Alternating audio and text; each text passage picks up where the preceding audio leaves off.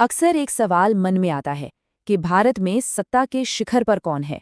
क्या वो प्रधानमंत्री हैं या कोई और? तो चलिए आज इसी सवाल की तह तक चलते हैं और भारत के सर्वोच्च संवैधानिक पद यानी प्रेसिडेंट ऑफ इंडिया के बारे में सब कुछ जानते हैं। ये जो शानदार इमारत दिख रही है, ये सिर्फ एक बिल्डिंग नहीं है, ये है राष्ट्रपति भवन, हमारे देश की शक्ति और इसकी शान का प्रतीक। सही मायने में यहीं से भारत के सबसे बड़े पद का ऑफिस चलता है। तो आखिर ये पद है क्या?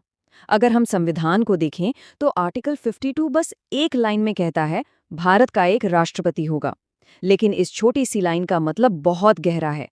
प्रेसिडेंट सिर्फ देश के प्रमुख ही नहीं है, बल्कि वो इंडियन आर्म्ड फोर्सेस के सुप्रीम कमांडर भी हैं। कितनी बड़ी जिम्मेदारी है ये। तो चलिए थोड़ा पीछे चलते हैं और इस पद की बुनियाद को समझते हैं कि आखिर हमारे संविधान बनाने वालों ने इसे बनाया कैसे और क्यों। अब आते हैं आर्टिकल 53 पर। ये कहता है कि देश की सारी एग्जीक्यूटिव पावर प्रेसिडेंट के पास है। अब ये एग्जीक्यूटिव पावर क्या चीज़ है? आसान भाषा में समझें तो जब भी सरकार कोई बड़ा काम करती है, मान लीजिए किसी दूसरे देश से कोई डील साइन करनी हो या किसी बड़े अफसर को अपॉइंट करना हो, तो वो सब काम औपचारिक तौर पर यानी फॉर्मली प्रेसिडेंट के नाम से ही होते हैं। ठीक है, ये तो समझ आ गया कि पद कितना महत्वपूर्ण है, लेकिन सवाल ये है कि कोई इस कुर्सी तक पहुंचता कैसे है, क्या प्रोसेस है इसका? और यहीं से चीजें काफी दिलचस्प हो जाती हैं, क्योंकि राष्ट्रपति का चुनाव हमारे आम चुनावों जैसा बिल्कुल नहीं है। ये एक बिल्कुल अलग और कह सकते हैं खास तरीका है। सबसे पहले तो हर कोई राष्ट्रपति बनने के लिए खड़ा नहीं हो सकता। संविधान के आर्टिकल 58 में कुछ शर्तें हैं, जैसे उम्मीदवार का भारतीय नागरिक होना जरूरी है, उम्र कम से कम 35 साल होनी चाहिए और उसमें लोकसभा का सदस्य बनने की योग्यता भी होनी चाहिए। असल में ये शर्तें ये पक्का करती हैं कि कैंडिडेट के पास जरूरी अनुभव और परिपक्वता है या नहीं। और यहाँ आता है सबसे बड़ा अंतर। हम और आप यानी आम जनता राष्ट्रपति के लिए सीधे वोट नहीं करते। ये चुनाव एक स्पेशल ग्रुप करता है जिसे इलेक्टोरल कॉलेज कहते हैं। तो इस इलेक्टोरल कॉलेज में होता कौन कौन है? इसमें होते हैं संसद के दोनों सदनों के चुने हुए सदस्य यानी एमपीज, और साथ ही सभी राज्यों की विधानसभाओं के चुने हुए सदस्य यानी एमएलएस। और इनका वोट डालने का तरीका भी अलग है। इसे कहते हैं सिंगल ट्रांसफरेबल वोट, मतलब वो किसी एक उम्मीदवार को वोट नहीं देते बल्कि अपनी पसंद बताते हैं कि नंबर 1 पर मेरी पसंद ये है, नंबर 2 पर ये, और इसी तरह आगे। इस सिस्टम से ये पक्का होता है कि जो भी जीते उसे एक बड़े तबके का समर्थन हासिल हो। ओके, तो चुनाव हो गया, नए राष्ट्रपति ने शपथ ले ली, अब आगे क्या? असल में उनका काम क्या है? चलिए अब उनकी शक्तियों और कर्तव्यों को आराम से समझते हैं। उनकी सबसे बड़ी और सबसे अहम शक्तियों में से एक है भारत के प्रधानमंत्री को नियुक्त करना। आर्टिकल 75 के मुताबिक राष्ट्रपति ही प्रधानमंत्री की नियुक्ति करते हैं और यहीं से देश की सरकार बनने का प्रोसेस शुरू होता है। लेकिन यहाँ पर एक लेकिन है, और ये बहुत बड़ा लेकिन है। आर्टिकल 74 साफ कहता है कि राष्ट्रपति को प्रधानमंत्री और उनकी कैबिनेट की सलाह पर ही काम करना होगा, और ये सलाह उनके लिए बाइंडिंग है, यानी मानना जरूरी है। यही वो चीज है जो राष्ट्रपति को एक संवैधानिक प्रमुख बनाती है, न कि एक वास्तविक शासक।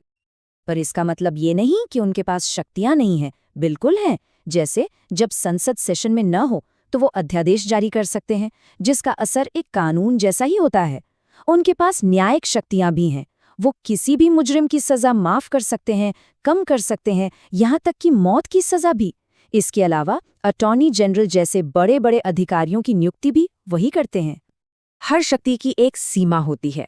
तो अब बात करते हैं राष्ट्रपति के कार्यकाल की और उस प्रक्रिया की जो तब इस्तेमाल होती है जब चीजें गलत हो जाती हैं, यानी महाभियोग या इम्पीचमेंट। तो राष्ट्रपति कितने समय के लिए ऑफिस में रहते हैं? आर्टिकल 56 के हिसाब से 5 साल के लिए। अच्छा, एक और सवाल, क्या कोई दोबारा राष्ट्रपति बन सकता है? हाँ जी, बिल्कुल। आर्टिकल 57 कहता है कि इस पर कोई सीमा नहीं है। कोई भी व्यक्ति कितनी भी बार इस पद के लिए चुना जा सकता है। ऑफिस ज्वाइन करने से ठीक पहले राष्ट्रपति एक बहुत ही अहम शपथ लेते हैं जो उन्हें भारत के चीफ जस्टिस दिलाते हैं। आर्टिकल 60 में लिखी इस शपथ में वो वचन देते हैं कि वो संविधान को प्रिजर्व, प्रोटेक्ट और डिफेंड करेंगे। ये सिर्फ एक रस्म नहीं है, ये उनके पूरे कार्यकाल का आधार है। लेकिन सोचिए, अगर कभी ऐसा हो कि राष्ट्रपति खुद उस संविधान को तोड़ें जिसकी रक्षा की उन्होंने कसम खाई है, तब क्या होगा?